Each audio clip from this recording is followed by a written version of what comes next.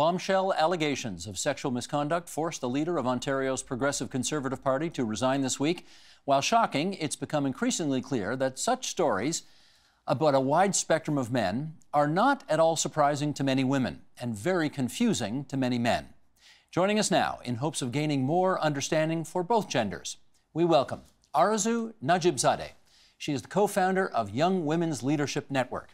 And Sonia Kang. She is Assistant Professor of Organizational Behavior and HR Management at University of Toronto, Mississauga. And we're grateful both of you could spare some time to come into TVO tonight about this. We're going to start talking a bit about the specifics of the Patrick Brown situation, then we'll broaden it out and talk about workplace difficulties in general. But I do want to set this up because, okay, we know two women have come forward with their stories of sexual misconduct perpetrated by Brown, not as the leader of Her Majesty's Loyal Opposition, but when he was a member of Parliament. One of those women worked with him and says that she was inappropriately touched by him, and yet she continued to work with him after the incident was over, even though she said she felt traumatized by the incident. Her quote was, "It was an ideal student job," so she even went back to work for him again. I think many, many people are confused about that. So, Sonia, start us off. Why does a woman who has a bad encounter with a man whom she believes behaved badly continue to work for him? Yeah, absolutely. This is a question that gets asked a lot. And I think that in this question, we presuppose that it's easy or even possible to leave your job. So, you know, the teenage staffer who was asked that question said that it was an ideal student job. And I think we really need to take that at face value. It's hard for students to find jobs. I know that's true now, and it was definitely true in 2014 when this happened. And I think that when we ask these kinds of questions, we assume that everyone has the same level of job mobility, which just isn't true. So for her to have a job like that and to give it up when she even had the opportunity to go back in the next summer, it's not an easy thing to do. And I think it's important for us in this conversation to include women and people of all genders who are in really precarious situations of employment. So, you know, we can think about like a single mom who's working as a housekeeper in a hotel. I think everybody gets that. Yeah. The single mom who, you know, who's got to put food on the table for her kids, she may have to put up with a lot of garbage in order to hang on to that job. A summer student? Arzu? Well, I agree, especially in a field such as politics, where social and political capital is the main currency of these interactions, and job mobility, basically. It's totally understandable that a young woman would continue to work in difficult situations and with the folks who have perpetrated sexual violence against her in order to be able to move ahead and move up the ladder. You appreciate that for some people that's going to make no sense at all. They're going to think, if you've been traumatized, if you think he violated you, if you think he behaved egregiously, how can you go back and work for him, summer job notwithstanding? Yeah. That will come as extremely confusing to many. So it's as important as it is to contextualize this story within the context of Canadian politics, it's also important to understand that this is an act of sexual violence, and trauma and PTSD and all these emotions that come after sexual violence and after someone's lost their bodily autonomy, basically, is very complicated. And I don't think anybody can be in a situation to dictate how someone, you know, should deal with what happens to them, specifically in a field such as politics. Okay, Sonia, I'm going to follow up with you here. Again, he allegedly forced himself on one of the women. She said no. He stopped. She asked him to drive her home. He did. Why isn't that the end of the story? I think, you know, the general social conversation around sexual assault has really shifted to a greater understanding of the types of responses that we might see people making after an instance of sexual assault. And we're much more aware now that we're not just necessarily going to see the sort of classic fight or flight response. So traditionally, I think people were expecting people who said that they had experiences like this to scream and run away. We know now that there's much more complexity to that. So if we think about the psychological reaction, it's not just fight or flight. People also freeze in those situations. It can be very paralyzing. And so the reactions that happen afterwards aren't necessarily the full story of what the impact was for that person. You can't just observe the behavior and then from that, you know, take away, well, you know, she didn't say anything, he drove her home. That's not the end of the story, just because the surface reaction seems calm. Okay. There has been a lot of praise for these women for coming forward, for telling their stories. 10 years after the fact, but nevertheless. There have also been those who have said, where is the bravery in anonymously, yes, you've told your story, but you did it anonymously. One person went on camera, but face obscured, the other person voice only, and made allegations that are really not provable, and ruin some guy's career over what could be perceived as a misunderstanding or a behavior gone bad. Help those people understand why it is a brave thing to come forward anonymously and make these accusations. Well, I think we've seen in the past few years with cases such as the Gomeshi trial that the response a lot of survivors who come forward publicly with their name, with their faces out there, receive in the court and in the public and throughout society is not generally helpful and supportive. So I understand that folks, especially in a field such as politics, and I'm not sure where they're working now, but there's a lot of consequences to coming forward, not necessarily personal and psychological ones, but in the job market and in professional fields as well. But of course, south of the border, we're seeing lots of women come forward, well, some up here too, and identifying themselves. Because there is a sense of solidarity right now that obviously didn't exist a year or two or more ago. Is it as brave to come forward anonymously? I think really that is up to the individual, and it's not necessarily the case that someone's going to come out anonymously now and not ever speak publicly about it. It's a continuum and a transition that might happen over people's lives. But I think, the important point that Arzu raised about the power differential really raises a number of fears in people that makes it hard to come forward. So there's a fear of being disbelieved. When people speak out in these situations, people who are in positions of power almost exclusively deny that anything happened. And why would someone believe, a low power person over this high status, highly respected person? And there's also a fear of reprisal. So there are very real consequences that can follow from publicly making accusations. And so it's not surprising that people would choose not to say their name or speak publicly. No, fair enough. But the Premier of Ontario came out yesterday, and the NDP leader as well, saying not only do these women have a right to be heard, they have the right to be believed. Mm-hmm. You agree? Yeah, absolutely. Yes. You too? Yes. Tell us more about your stories, in as much as last night we did a program on this. Janet Ecker, former Conservative cabinet minister, her time at Queen's Park actually goes back to the middle 1970s. And she gave us some examples of, lots of stuff that went on back then. And it was not a Me Too moment 40 years ago. Share some of the stories you've heard.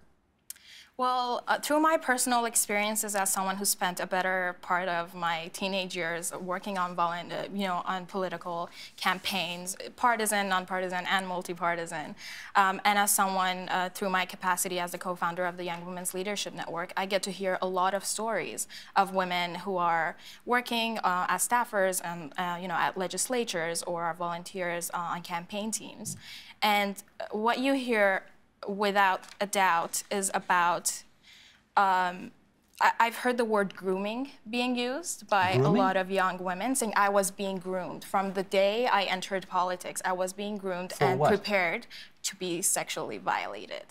And it starts with harassment, it starts with comments, it starts with subtle touches and groping. And then by the time it becomes sexual violence, you've already accepted that, well, I'm a woman in politics, I want to make it, I better have thick skin and just get past this.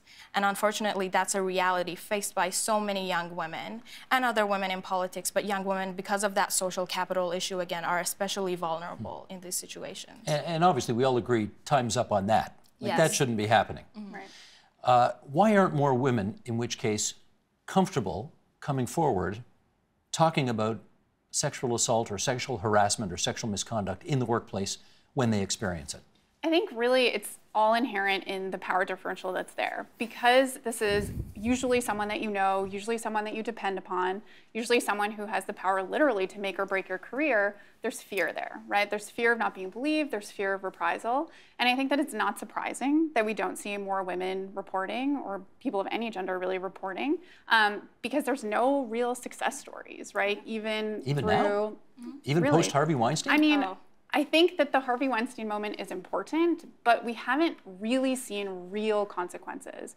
And that hasn't trickled down to other industries. So what do you mean we haven't seen real consequences? Well, I mean, just because one person, might be experiencing the negative consequences because of his actions doesn't mean that every person who's experienced sexual harassment feels personally like their own story has been vindicated. No, true, but a guy that many people thought was going to be the next Premier of Ontario is out of politics today, and a federal cabinet minister from out west also lost his job for some inappropriate comments, not even touching comments. Yeah.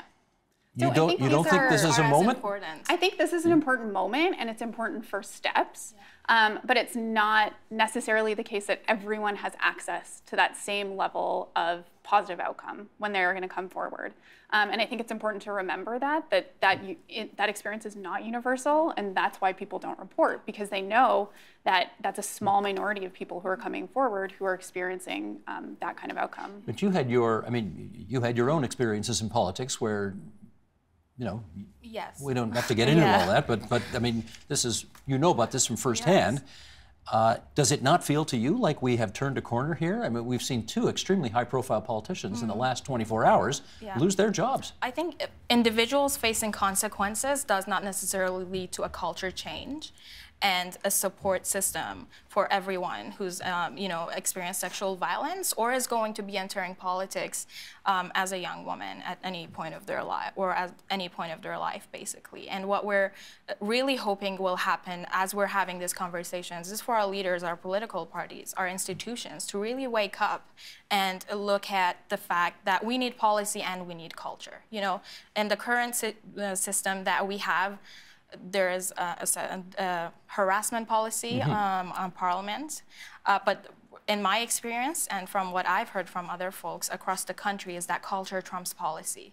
That culture of fear, that culture of silence, that isolates, that discredits survivors, is really keeping them away from accessing even those small steps and those small systems or regulations that are available as HR mechanisms. So we can pass all the policy we like. If the culture of the institution doesn't change, we're not going to see real change. I've got that right now. Okay. Is there something, in your view, let me just stick with you for a second here, is there something different about working in the realm of politics that is different from working for a bank or working for a department store or working for, whatever? Is there something different about politics that makes this somehow more acceptable? I think it's when we're talking about rape culture and patriarchy and violence against women, it's widespread across our society. But when it comes to survivors having access to resources, and especially if we're looking at this as a workplace or as a labor force, the world of politics, we should look beyond legislatures, we should look beyond offices. When you're a young woman, when you're a person working on a political campaign, there are no HR mechanisms, As in no one to complain to? No one to complain to. It's really hard to find people who actually have the time to listen during that, when the writ drops and when everybody's busy and, you just have to get those votes it's out. 20-hour days and everybody's, going crazy. So I think that's what makes it more difficult for folks to come forward. And especially we're talking about the situation with Patrick Brown and the women who've come forward. There are a lot of informal things happening in the world of politics that have real-life negative consequences. And I think that's what we should be looking at, one-on-one meetings with candidates. I've had experiences where I've emailed politicians and told them, hey, there's this issue I want to work on, and they've kept email after email. There's an email chain of them insisting, oh, can we go to this coffee shop? Can we go to this restaurant? And then when I bring it up to other women working in his office, working in the same level of government, they raise the alarm. They're like, don't do it. The return email that says, can't we talk about this over dinner, or can't we, I mean, that is code for, I'm grooming you. Yes, and that, I mean, when you're talking to other young, and when it becomes a repetitive issue, and when it happens to so many other women, then that means there's something going on here. And I think we're talking about that whole whisper network, and that's totally real. And unfortunately, because of that social capital, because so many young women are not often in those inner circles where these conversations happen, a lot of them don't get the cues. Sonia, I've heard many people say one of the great ways to improve the culture around politics is just make sure there's more women in politics. The more women you have, the fewer men you have, the less bad behavior there is, et cetera, et cetera. How do we want to make that happen? So there's a few different ways that we can make that happen. Some of them depend on individuals. So, encouraging women to run for office, electing women, encouraging men to kind of step back and allow for women to take the stage. But we also have to think about how to do that at an institutional level. So a really great example of this, there's research on the Panchayati Raj system in India, where they actually implemented quota system for the Panchayatis, which are like mayors in our system.